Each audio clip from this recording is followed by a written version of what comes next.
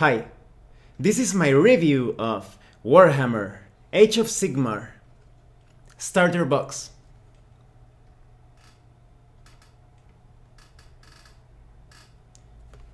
Mighty battles in an age of unending war. Age of Sigmar is a high fantasy war game, and this box set is what's going to get you started into Age of Sigmar. However, that's not entirely accurate because you can play Age of Sigmar without making a single purchase. I will talk a bit about that in a few moments. Before we get started with the review, I'm going to talk a bit about my history as a gamer and customer of Games Workshop, so that you can see better appreciate my opinions in this review. Well, it's a funny thing because Games Workshop was what got me started into role-playing games. That seems a bit unrelated to war games as we know them today, but there's a reason for that. Well, I wanted to play role-playing games and I didn't know anything about them. And my first experience with what would be sort of like a role-playing experience was when I got my hands on a used copy of Advanced Hero Quest. And I played it and I enjoyed it quite a bit. As many of you know, it's basically a dungeon crawl board game with RPG elements. So I eventually got into Dungeons and Dragons and Vampire the Masquerade. But I always felt quite curious about the old world of Warhammer. So eventually I found this magazine store that had White Dwarf, because it was quite difficult to get anything RPG related or war games related in Mexico. So I purchased the White Dwarf and I got all the information necessary to get started. And after making some trips to the US, to New York, and I purchased the Warhammer Fantasy Battles box, the starter set, and the one with the Lizardmen and the Bretonnian. And later on I got into Warhammer 40k, and I noticed some things that I didn't like about Games Workshop in general. Mostly it has to do with the cost of entry, and because the books were somewhat expensive, the miniatures were expensive, you were expected to buy the starter set. The core rules weren't available separately, at least not at that time. And you also had to buy the magic supplement, the army books. You had to spend like $250 more or less to get a decent army. And they always kept updating too fast. They came out with new rules and new army books, and it felt like you were constantly buying something. It was somewhat annoying at times. And Warhammer 40k was pretty much the same, as many of you know it, with all the codexes and the constant new rule books. So it was quite expensive as a hobby, so I didn't get too much into it. And later on, with Lord of the Rings, the battle game, it was a bit easier to get into that game because you only had the two forces, the good guys and the bad guys. But it felt a bit rushed. In fact, a short while after the first Lord of the Rings book came out, they brought out this like a revised rule book, and it had all the changes that I considered that were not tested. And it just took me less than a week to notice that, oh, they should have put a price on spears. They were basically free, and you had no reason to not to take them. And the elves felt quite clumsy in their attacks. The first scenario it felt really untested, too much in favor of the bad guys, and so on. So it was too obvious that Games Workshop was more interested in milking the product, at least in my opinion, rather than presenting you with an awesome wargame experience. I'm sure a lot of will disagree, but that's the way I saw it. And I'm going to put a link in the description below to a parody from Flash Gits that pretty much it makes a satire of how Games Workshop was running things a short while ago. However, it's important to inform you that Games Workshop changed CEOs, and it goes to show that a company can be saved if you change the people running things, because I think Games Workshop is actually changing for the better, at least in my opinion. And so that's why I decided to get into Age of Sigmar. Now let's talk about the contents of the box set.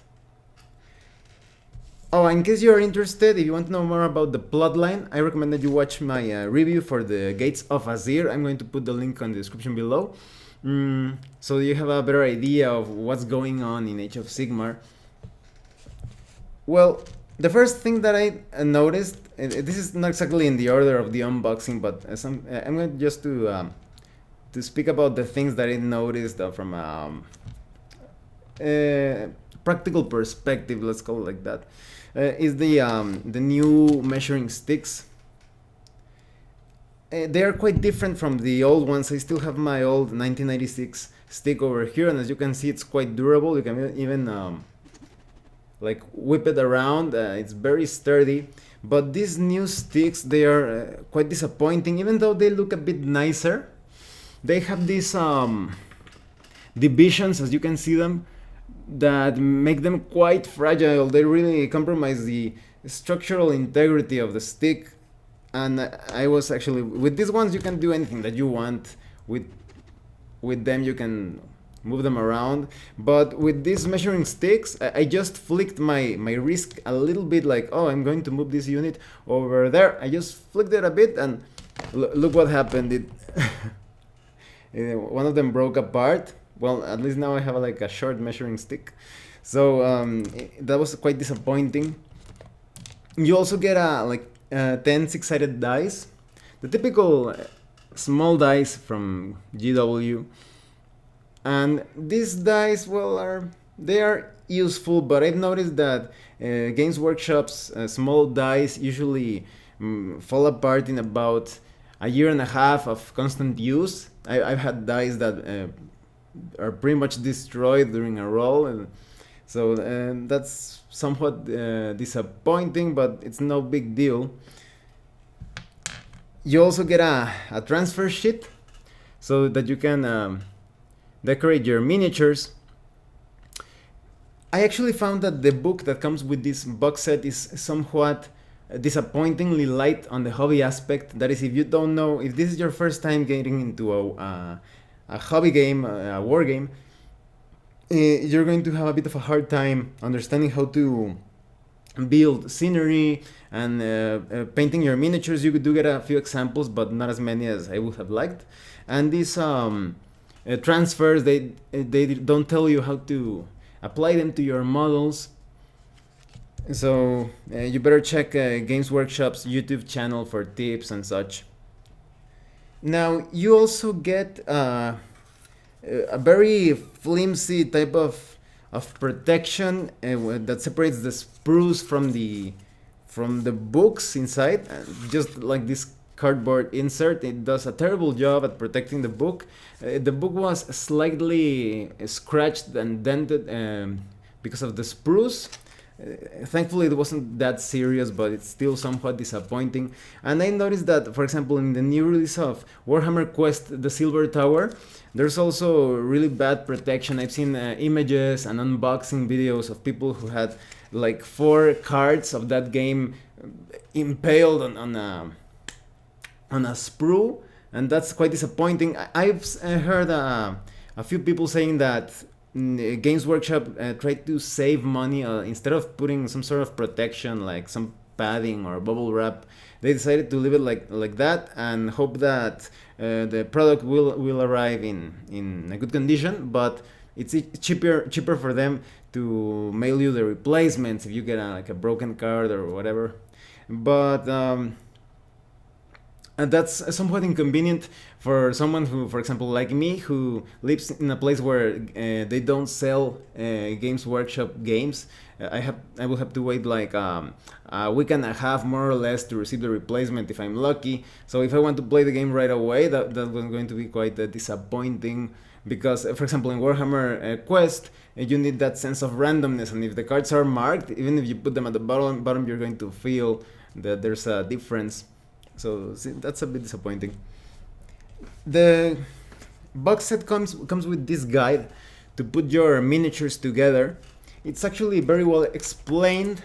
However, it's Important to note that there is an error there. They tell you to use a 32mm vase for the Prosecutors, and that's a mistake. You need to use let's see, a 60mm, I think, base for your Prosecutors. So don't be surprised if it doesn't fit well. It is surely an error. I've seen it on the forums as well of Daka, I think. So be aware of that if you purchase this box set. The Prosecutors goes on another base. Now, when it comes to putting the miniatures together, it's not exactly difficult, but it does take some time. They are multi-part models, so you will have to carefully use the right tools to get them apart, your modeling knife and your shears and pliers or whatever that you need, because they are somewhat fragile. For example, let's take a look. Excuse me, here it is. The Prosecutor, one of the Prosecutor models, it has these really flimsy and fragile wings. They look awesome, but they are quite fragile, and if you're not careful, you're going to break one of those pointy parts apart. And it's obvious that even the Games Workshop painting or putting together team or whatever had somewhat of a difficult time as well, because in the rule book on page 27, I think, the scenario book, you see how you can still see the sprue marks on the wings of the Prosecutors in a photograph. So it's somewhat of a challenge to take them apart from the sprues without breaking them. But the models are top notch. Even if you do not like the designs of the miniatures, you have to agree that the level of detail is pretty amazing. Just very detailed. I'm going to put a few links in the description below if you want to take a closer look to the Games Workshop gallery of models. And the plastic is really good. It's light and it's quite sturdy. If you drop this model from a considerable height, let's say one meter more or less, it's going to hold up together quite well. I'm going to show you a miniature that I just started painting. It's actually finished, just needs the base, but I'm actually quite casual when it comes to painting my models. I'm not going to fill parts with green stuff and make sure every little sprue mark is smooth. But as you can see, they are quite easy to paint because they are quite big. And I actually like these big bases because when I need to mark wounds, I put one of the small dice on the base like so to represent how much wounds that unit has taken. So the miniatures are just top notch, great quality. I personally like the designs, although they are quite high fantasy. They are ridiculous in some ways. You're going to see guys with just huge pieces of armor, spiky armor, and weapons that are pretty much unwieldy, at least in our world. I don't know how the physics on the world of Age of Sigmar work, but and they may look a bit ridiculous, but they are more there to impress, to cause an artistic impression rather than to show how pragmatic and useful in battle they are. Now, before we talk about the system, the entire rules are in these 4 pages. Let's talk about the business model, because this is important. This is what convinced me a bit that Games Workshop is changing for the better, and it's the fact that they are giving a lot of free stuff and making the price of entry quite easy, quite smooth. So for example, the rules are free to download from their site, so you can play Age of Sigmar right away, right now, without having to buy anything at all.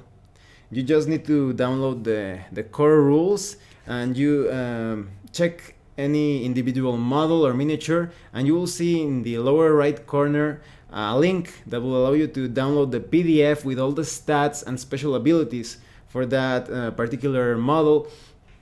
and you can just use proxies or tokens to represent the units and play Age of Sigmar. So that's great. They're basically giving you the game for free, and they are telling you, but here are the awesome miniatures. You can purchase them if you want to. So that's great. That's completely different from the old business model of Games Workshop. At the end of this review, I'll talk a bit more about this business model, because there are some things you have to be aware of. But now let's analyze these rules and the system as a whole that are printed in this cardstock. It's quite sturdy, it's very useful. Well, in Age of Sigmar, there are 2 ways to play the game, soon to be 3 ways with the inclusion of a points system, but this will come later on, I think within a couple of months. Let's talk about the point system first that is supposed to come out. It's going to be focused more on the competitive side of things, of keeping a sort of like a balanced force, so that you can have something that feels like a better structured match, instead of just using the miniatures that you want, so that you and your opponent feel that you're actually matching wits and luck against each other in a semi-balanced way. But for those of you that want to play on a more casual level, there are other 2 ways to play Age of Sigmar. That's the way it has been since Age of Sigmar came out.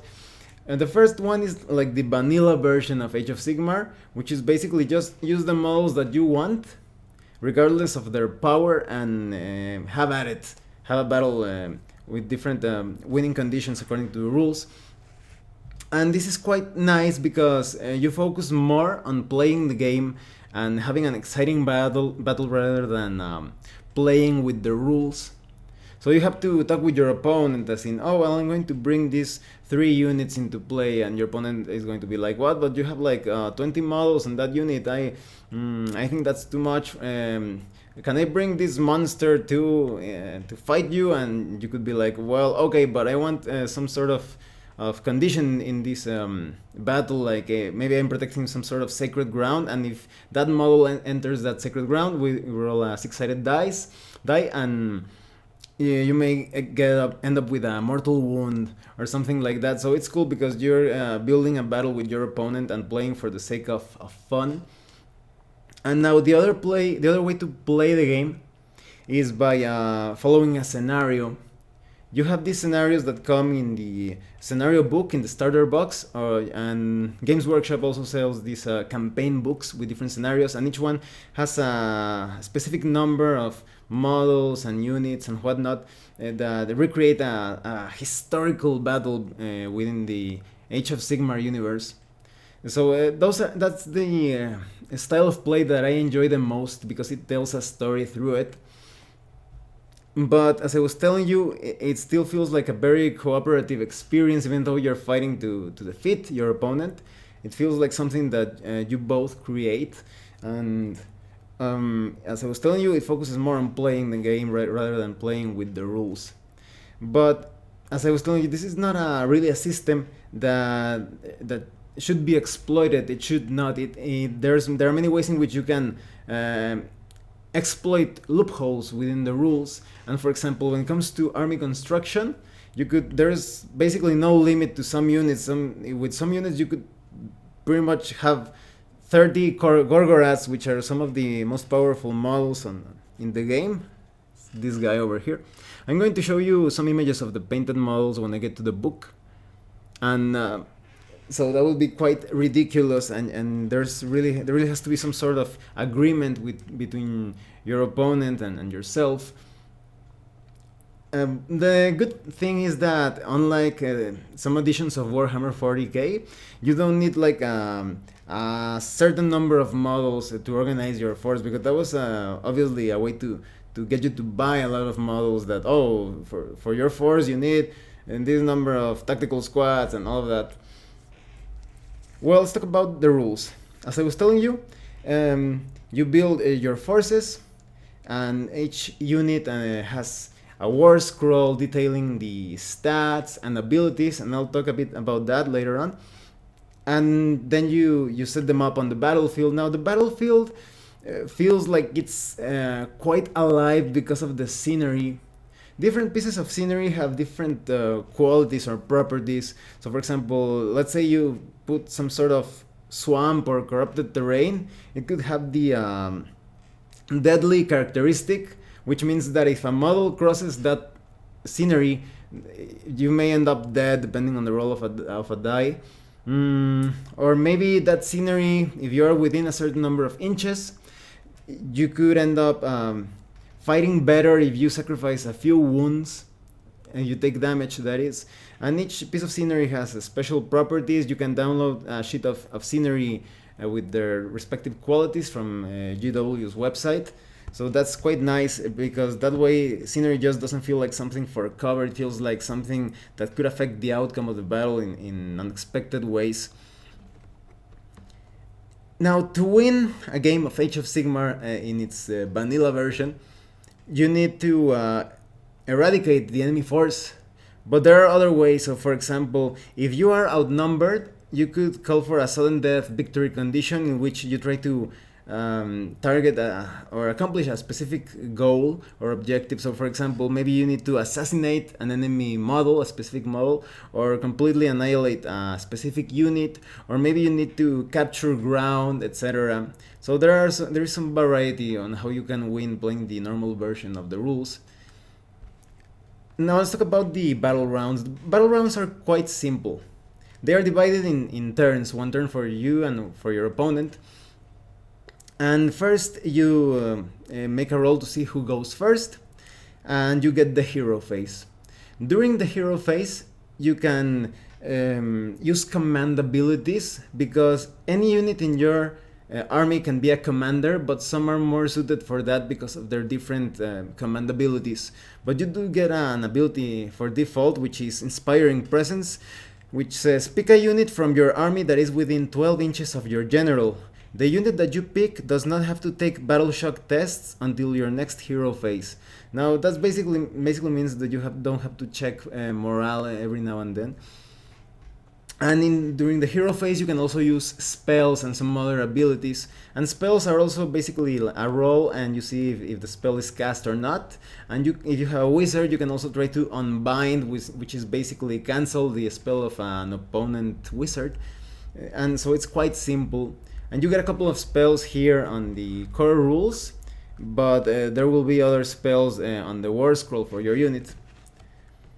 And then you move on to the movement phase. And movement phase is where you decide to move your models, or you decide to run or retreat, but you cannot move within 3 inches of the other units. So there is a bit of a... You have to keep in mind that there is a zone of control, and this is the way you can form like defensive lines to stop your opponent from moving to specific objectives. So that's quite nice. And flying units have a great advantage. They can fly above terrain and other miniatures. And now when it comes to the shooting phase, I think that this is one of the most radical changes I've seen, because you can almost always shoot. Even if you are fighting in melee, you can still shoot while you're at it. So that makes shooting units quite powerful, although they are somewhat fragile up close. During the charge phase is when you try to move your units to get into contact with the enemy, to pile in and fight them. And fights are quite simple, but I feel slightly like a dice fest. I was actually quite worried at how battles were going to work when I didn't know anything about Age of Sigmar, but they don't feel tedious or repetitive. I thought, oh no, you're going to be rolling constantly, you're going to be like, no. It feels quite exciting and fun. And you basically have to make a roll to see if you hit, you make a roll to see if you wound, and if the opponent has, the unit has armor or some sort of protection, you make a save roll to see if you avoid taking damage. And that's the way you inflict damage and such. And later on you get the battle shock phase. And during the battle shock phase is basically when you check if your units chicken out. Depending on the units that you have lost, you try to roll below a certain number, and if you fail, you will lose models immediately. It's not going to be like, oh, move your fleeing units to an edge of the table and see if they regroup. No, if you fail that check, they are gone. So it's actually, as you can see, a somewhat simple system, but as a character in a video game once said, in its simplicity lies the substance. So I think that at first glance you could say, oh, this is too simple perhaps, but once you take a look at the special abilities of the different units, how they interact with each other, you will see why that simplicity could work in favor of the entire thing. Now let's take a look at the scenario and war scroll book. As you can see, maybe you can appreciate some of the scratch marks and dents. Let's see if I can get it up close. Maybe you cannot see it, but the spruce really did a bit of a number on it. Not as ugly, thankfully, but there are some scratch marks over there. This rulebook contains some really nice illustrations. Sorry, scenario book, some photographs as well. Sorry, this is one of the coolest photographs. And this is an illustration. Let me see if I can get that. Okay. Just some really gorgeous photographs of the models.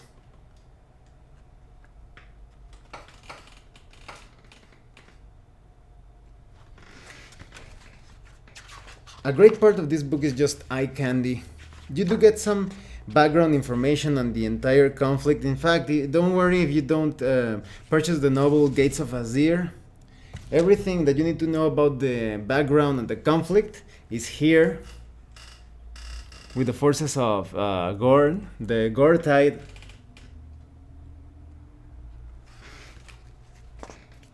And you also have a section detailing the Celestial Realm and the Stormcast Eternals, which are the heroes of the game.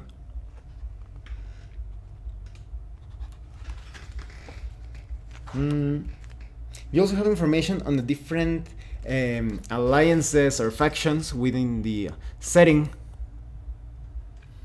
And it's quite interesting to see how they interact with one another from a thematic perspective. You could have a very mixed army with units perhaps from chaos and destruction, or forces of order. Now I'm not entirely sure, but I also saw that sometimes they become allies with the forces of death, but that would be somewhat interesting to see a Stormcast Eternal fighting along the forces of Nagash against chaos. Who knows? You also get background information for each of the individual units, like the main characters or stars of the show.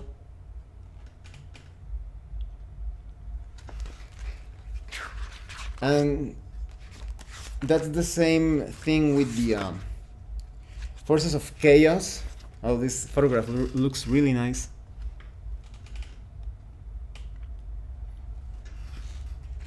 You have information for all of those.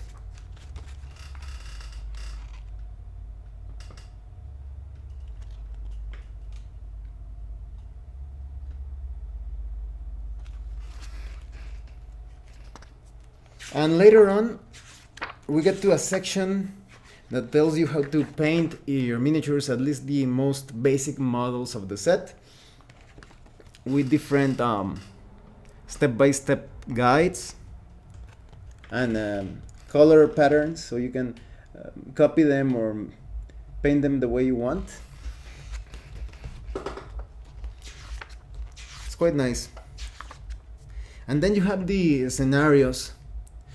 Now, when it comes to the scenarios, I feel like they simplified things a bit too much in an effort to teach you the game, because the first scenario is the typical, it's basically a more elaborate version of the typical Games Workshop mini tutorial where they tell you, oh, grab a Lizardman and a Bretonian and have at it. It's kind of like that, but here you have 3 models participating, so there are very few tactics and strategy and very little strategy.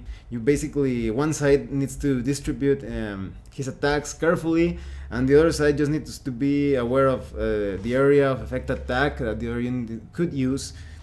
And then you have another scenario that is basically like a race from one part of the battlefield to the other, but you also have the option of annihilating the enemy. In the third scenario, it's basically fighting wave after wave of enemies, trying to survive, and it's basically just a choice of when to use a special ability and when to get into melee. You also have another scenario, and this is the fourth scenario of if things feel a bit more with a slightly more depth or complexity, which is basically like holding your ground and using the movement ability of a specific unit in the best way possible. And then the last two scenarios are basically the same but with different winning conditions, and the possibility to include other units. Now at the end of the book you have some a section detailing how you can expand your forces if you want a larger army, but it basically means that you have to buy a second starter set, so I wouldn't recommend it. I personally wouldn't do it. And I think this game feels better when you keep it close to a skirmish level, the skirmish level of things, because at least that's what I think, because otherwise I don't know if it feels too cumbersome or perhaps too much of a dice fest. Unless you like that, well then go ahead and get a lot of models, because you will have that on many rolls. You also have some images on the other types of models that you can get. These are the Skaven, as you can see.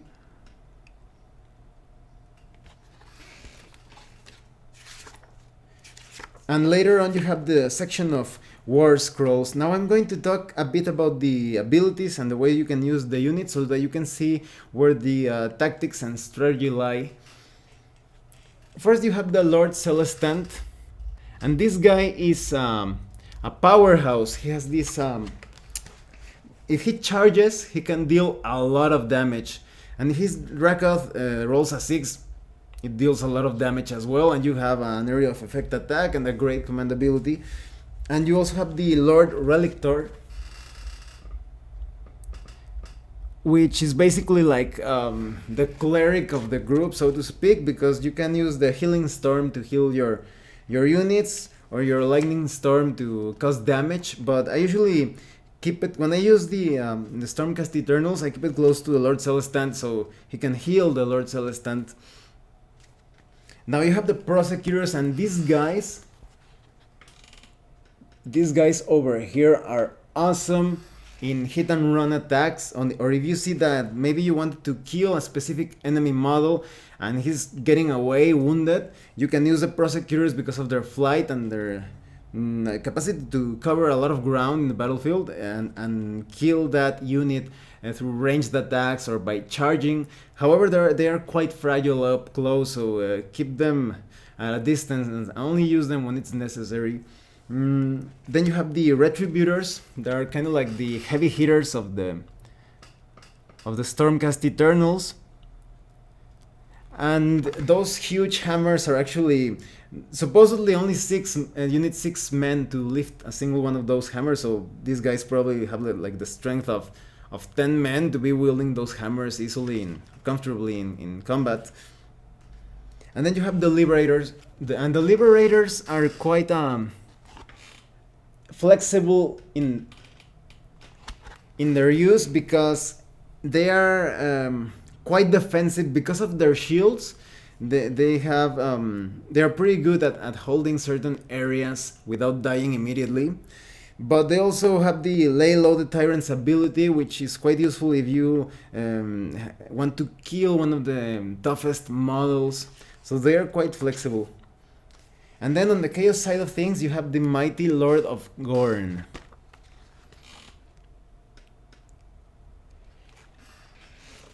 Now, the Mighty Lord of Gorn feels a bit like a poisoner when I used him, because, well, he has this ability, the color of his of his hound can unbind spells, but his reality splitting axe, if you deal at least just one wound, there's a pretty good chance that that model will die by the end of the combat phase.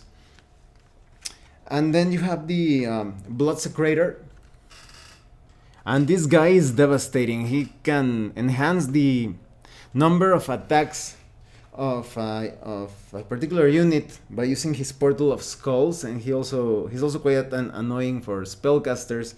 But it's tricky to know when to use him because you need to stand still when you use the Portal of Skulls, and if you decide to get him into melee, he could end up dying, and that's not good.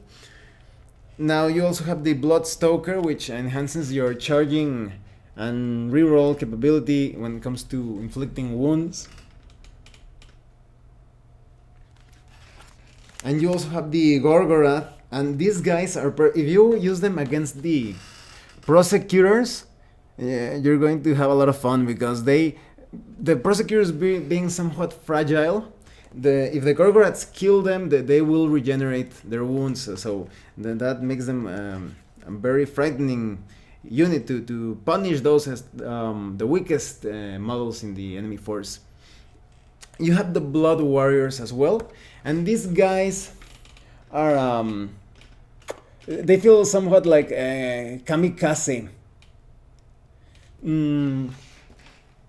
The thing is, if they attack twice, but if they get killed, they get to attack again before dying, and if they actually make their save roll against your attacks, they could end up causing a wound in like sort of like a counter attack. So these guys are just there to get up close and personal and try to deal as much damage as possible.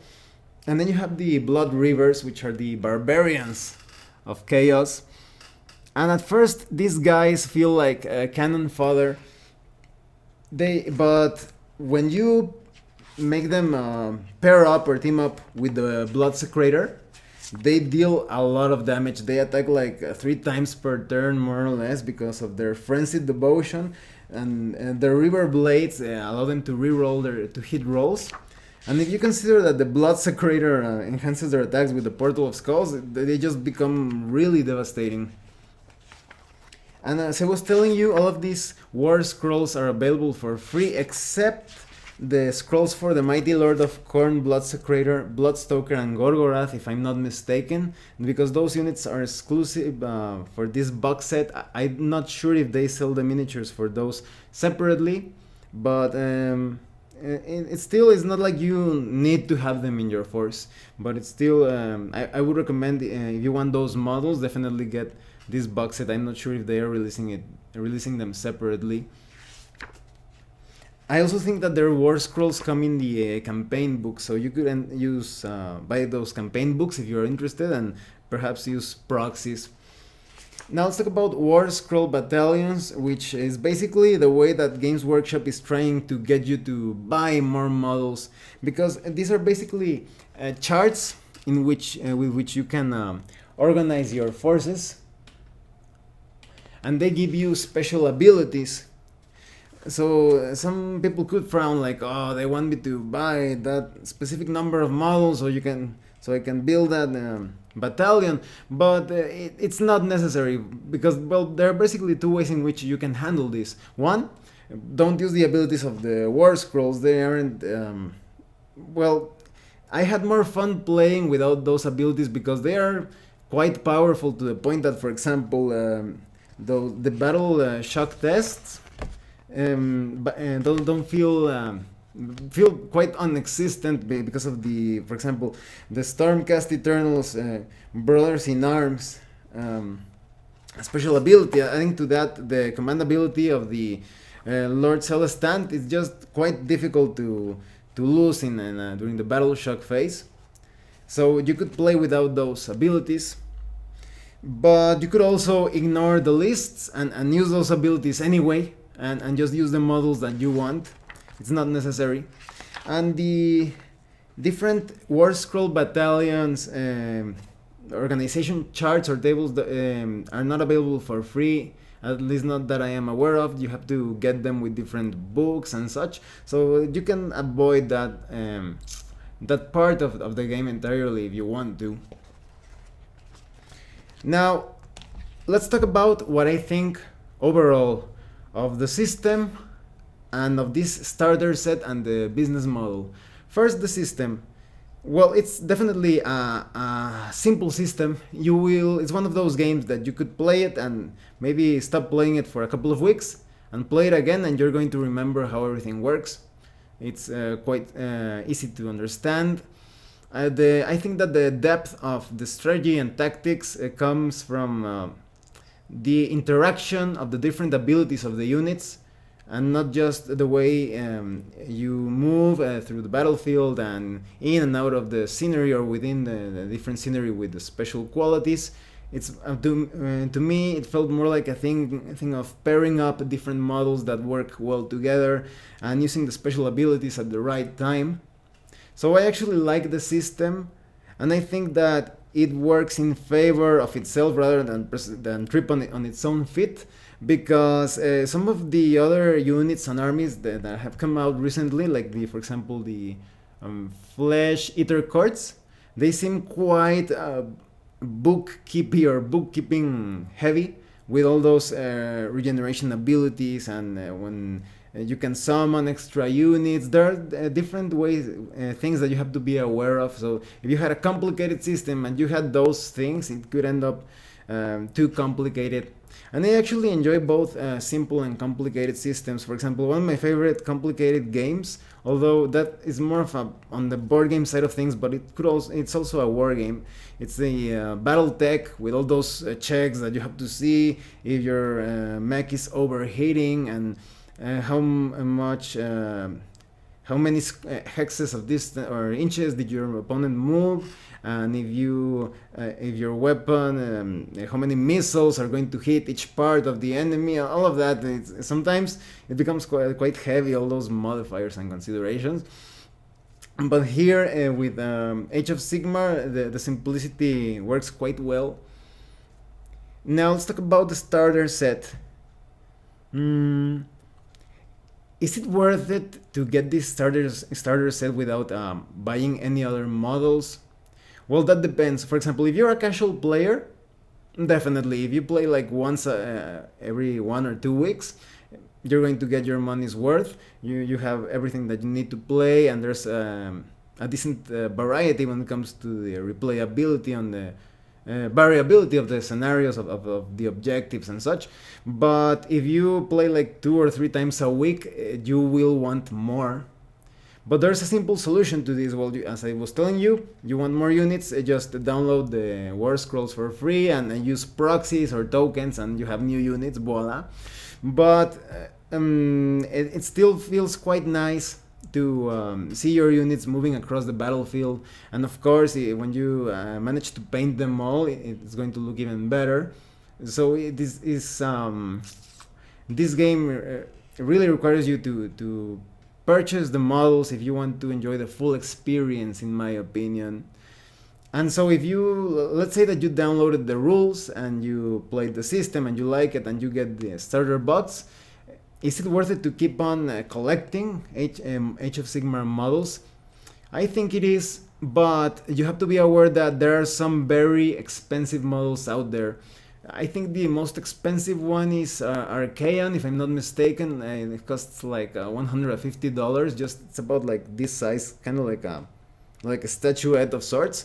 It costs $150, and you have to ask yourself if it's actually worth it to pay that amount of money for it. And I think it could be worth it if you, for example, use that model for many other things. For example, maybe you play Age of Sigmar and you play some other games that are pretty much built to work with proxies, such as Brent's Peavy's Mayhem or Rogue Planet, because that's a fantasy game and a science fantasy game. And the game that I'm going to review next week, that is called Goal System Delves. That's also well, you could use figures of Age of Sigmar with that game.